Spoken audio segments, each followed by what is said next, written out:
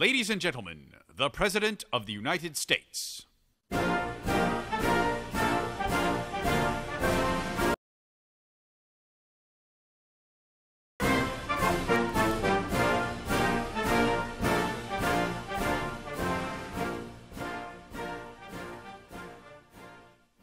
Thank you very much. Thank you. Please be seated.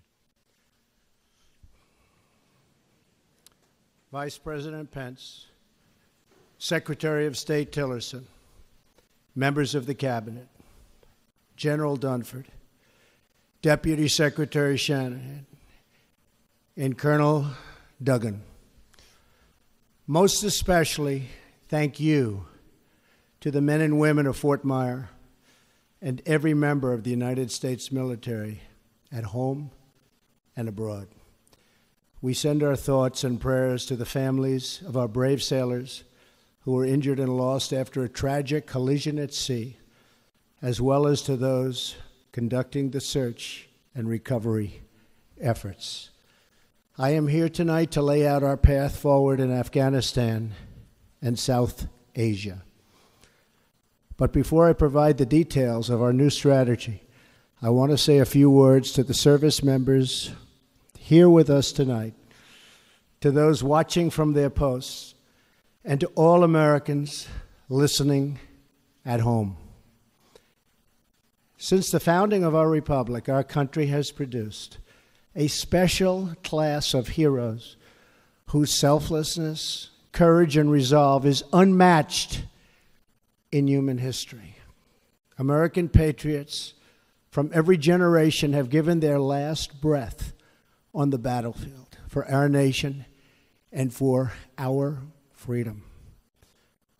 Through their lives, and though their lives were cut short, in their deeds they achieved total immortality. By following the heroic example of those who fought to preserve our republic, we can find the inspiration our country needs to unify, to heal, and to remain one nation under God. The men and women of our military operate as one team with one shared mission and one shared sense of purpose.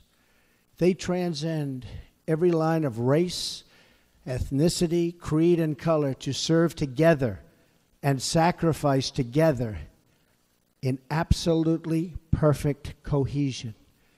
That is because all service members are brothers and sisters. They're all part of the same family. It's called the American family. They take the same oath, fight for the same flag, and live according to the same law. They are bound together by common purpose, mutual trust, and selfless devotion to our nation and to each other. The soldier understands what we as a nation too often forget, that a wound inflicted upon a single member of our community is a wound inflicted upon us all. When one part of America hurts, we all hurt. And when one citizen suffers an injustice, we all suffer together. Loyalty to our nation demands loyalty to one another. Love for America requires love for all of its people. When we open our hearts to patriotism, there is no room for prejudice, no place for bigotry, and no tolerance for hate. The young men and women we send to fight our wars abroad deserve to return to a country that is not at war with itself at home. We cannot remain a force for peace in the world if we are not at peace with each other. As we send our bravest to defeat our enemies overseas, and we will always win, let us find the courage to heal our divisions within. Let us make a simple promise to the men and women we ask to fight in our name, that when they return home from battle, they will find a country that has renewed the sacred bonds of love and loyalty that unite us together as one. Thanks to the vigilance and skill of the American military and of our many allies throughout the world, horrors on the scale of September 11th, and nobody can ever forget that, have not been repeated on our shores. But we must acknowledge the reality I am here to talk about tonight, that nearly 16 years after September 11th attacks, after the extraordinary sacrifice of blood and treasure, the American people are weary of war without victory.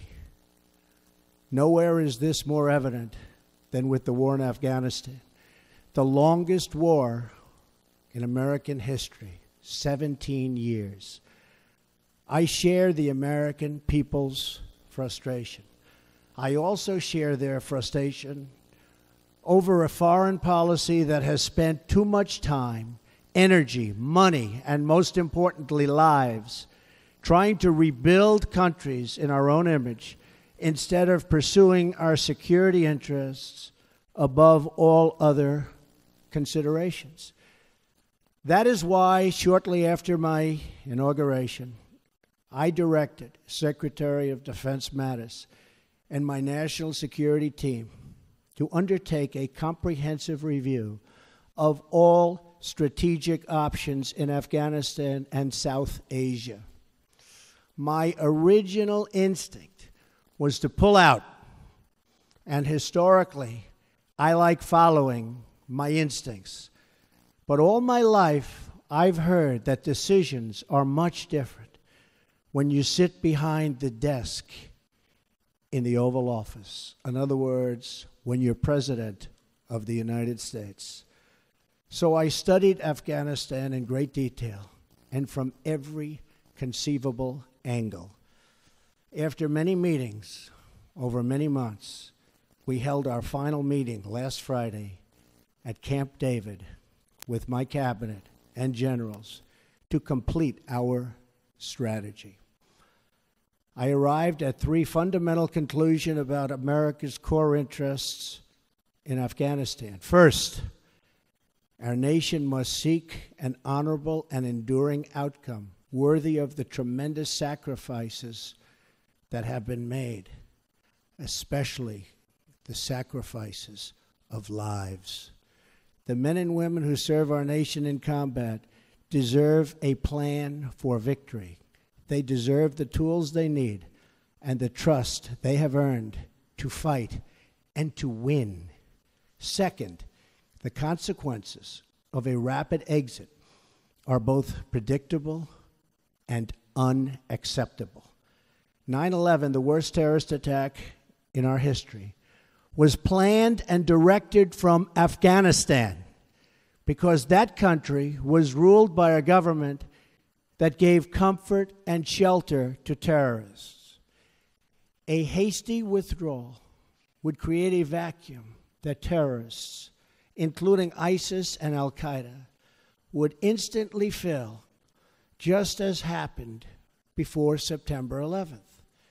And as we know, in 2011, America hastily and mistakenly withdrew from Iraq. As a result, our hard-won gains slipped back into the hands of terrorist enemies. Our soldiers watched as cities they had fought for and bled to liberate, and won, were occupied by a terrorist group called ISIS. The vacuum we created by leaving too soon gave safe haven for ISIS to spread, to grow, recruit, and launch attacks. We cannot repeat in Afghanistan the mistake our leaders made in Iraq. Third and finally, I concluded that the security threats we face in Afghanistan and the broader region are immense. Today, 20 U.S. designated foreign terrorist organizations are active in Afghanistan and Pakistan, the highest concentration in any region, anywhere in the world. For its part, Pakistan often gives safe haven to agents of chaos, violence, and terror. The threat is worse because Pakistan and India are two nuclear-armed states whose tense relations threaten to spiral into conflict, and that could happen. No one denies that we have inherited a challenging and troubling situation in Afghanistan and South Asia, but we do not have the luxury of going back in time and making different or better decisions.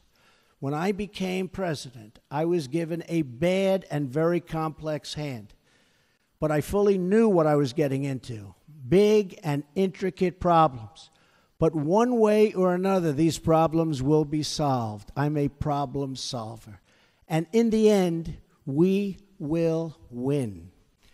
We must address the reality of the world as it exists right now, the threats we face, and the confronting of all of the problems of today, and extremely predictable consequences of a hasty withdrawal.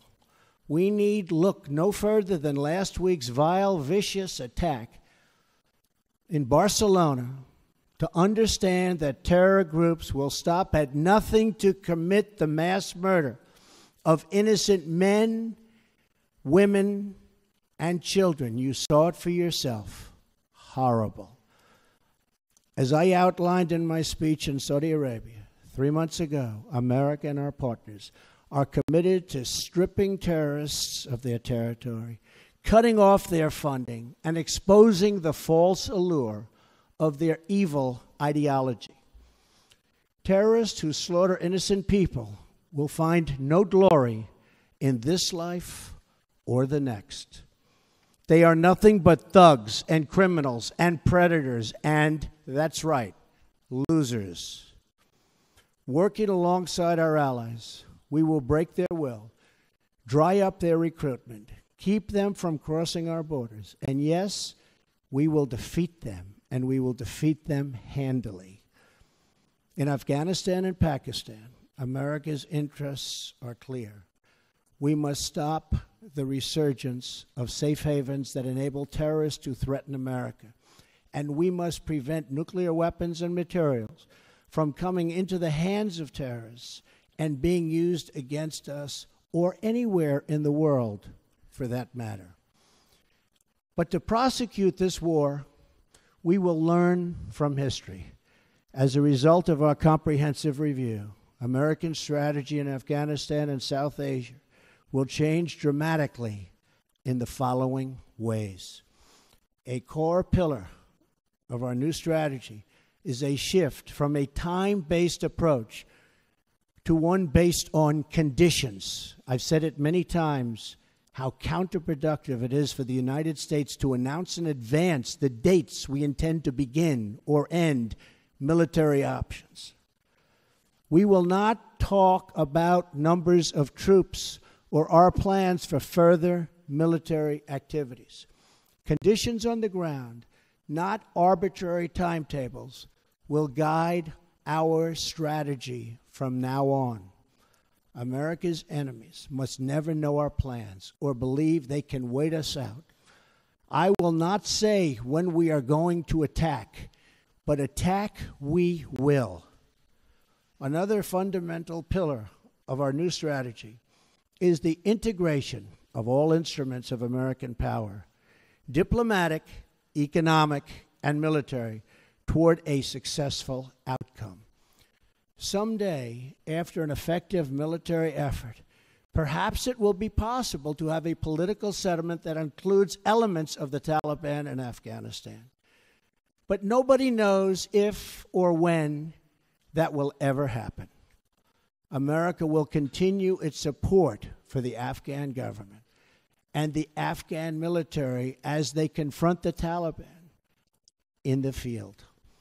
Ultimately, it is up to the people of Afghanistan to take ownership of their future, to govern their society, and to achieve an everlasting peace. We are a partner and a friend, but we will not dictate to the Afghan people how to live or how to govern their own complex society. We are not nation building again. We are killing terrorists. The next pillar of our new strategy is to change the approach and how to deal with Pakistan. We can no longer be silent about Pakistan's safe havens for terrorist organizations, the Taliban, and other groups that pose a threat to the region and beyond. Pakistan has much to gain from partnering with our effort in Afghanistan. It has much to lose by continuing to harbor criminals and terrorists. In the past, Pakistan has been a valued partner. Our militaries have worked together against common enemies.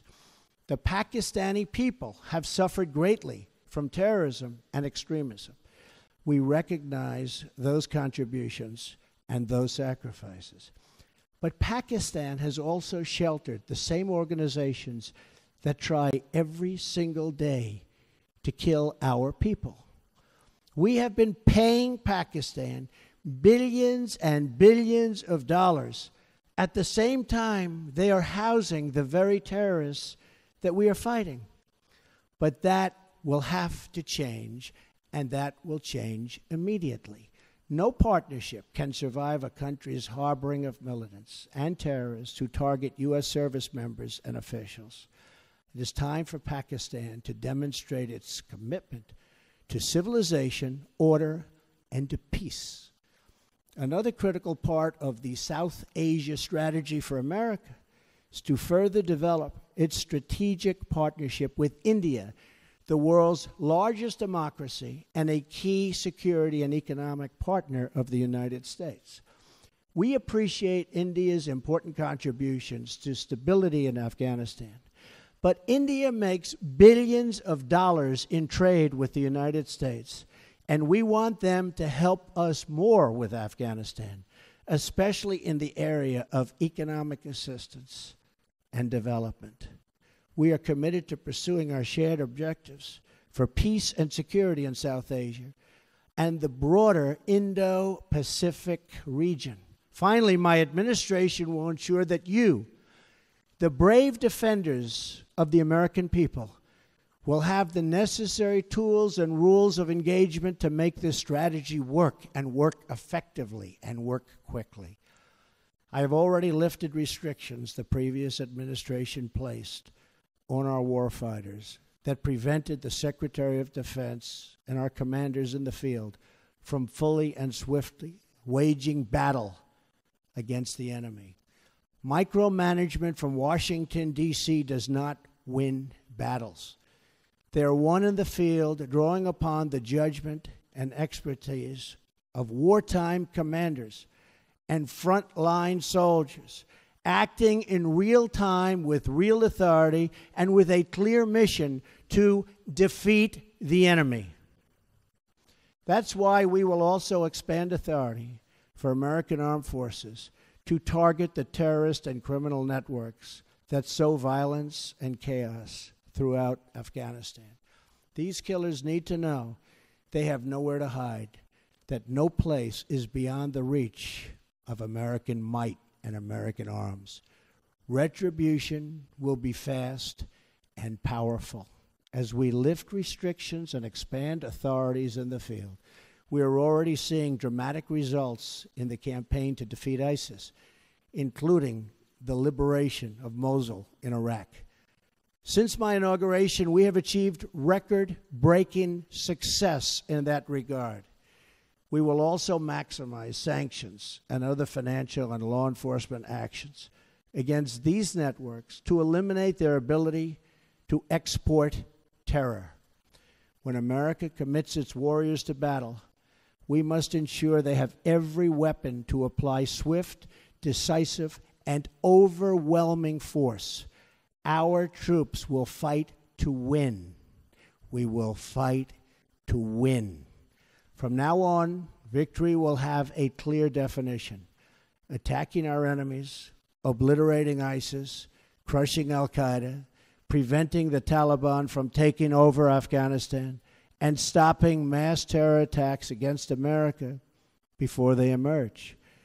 We will ask our NATO allies and global partners to support our new strategy with additional troop and funding increases in line with our own. We are confident they will. Since taking office, I have made clear that our allies and partners must contribute much more money to our collective defense, and they have done so. In this struggle, the heaviest burden will continue to be borne by the good people of Afghanistan and their courageous armed forces. As the Prime Minister of Afghanistan has promised, we are going to participate in economic development to help defray the cost of this war to us. Afghanistan is fighting to defend and secure their country against the same enemies who threaten us. The stronger the Afghan security forces become, the less we will have to do. Afghans will secure and build their own nation and define their own future. We want them to succeed, but we will no longer use American military might to construct democracies in faraway lands or try to rebuild other countries in our own image. Those days are now over. Instead, we will work with allies and partners to protect our shared interests. We are not asking others to change their way of life, but to pursue common goals that allow our children to live better and safer lives. This principled realism will guide our decisions moving forward. Military power alone will not bring peace to Afghanistan or stop the terrorist threat arising in that country. But strategically applied force aims to create the conditions for a political process to achieve a lasting peace. America will work with the Afghan government as long as we see determination and progress. However, our commitment is not unlimited, and our support is not a blank check. The government of Afghanistan must carry their share of the military, political, and economic burden. The American people expect to see real reforms, real progress, and real results. Our patience is not unlimited. We will keep our eyes wide open. In abiding by the oath I took on January 20th, I will remain steadfast in protecting American lives and American interests. In this effort, we will make common cause with any nation that chooses to stand and fight alongside us against this global threat. Terrorists, take heed. America will never let up until you are dealt a lasting defeat. Under my administration, many billions of dollars more is being spent on our military, and this includes vast amounts being spent on our nuclear arsenal and missile defense. In every generation, we have faced down evil, and we have always prevailed. We prevailed because we know who we are and what we are fighting for. Not far from where we are gathered tonight, hundreds of thousands of America's greatest patriots lay in eternal rest at Arlington National Cemetery. There is more courage, sacrifice, and love in those hallowed grounds than in any other spot on the face of the earth. Many of those who have fought and died in Afghanistan enlisted in the months after September 11th, 2001. They volunteered for a simple reason. They loved America, and they were determined to protect her. Now we must secure the cause for which they gave their lives. We must unite to defend America from its enemies abroad. We must restore the bonds of loyalty among our citizens at home. And we must achieve an honorable and enduring outcome worthy of the enormous price that so many have paid. Our actions, and in the months to come, all of them, will honor the sacrifice of every fallen hero, every family who lost a loved one, and every wounded warrior who shed their blood in defense of our great nation. With our resolve, we will ensure that your service and that your families will bring about the defeat of our enemies and the arrival of peace. We will push onward to victory with power in our hearts, courage in our souls, and everlasting pride in each and every one of you. Thank you. May God bless our military, and may God bless the United States of America. Thank you very much. Thank you.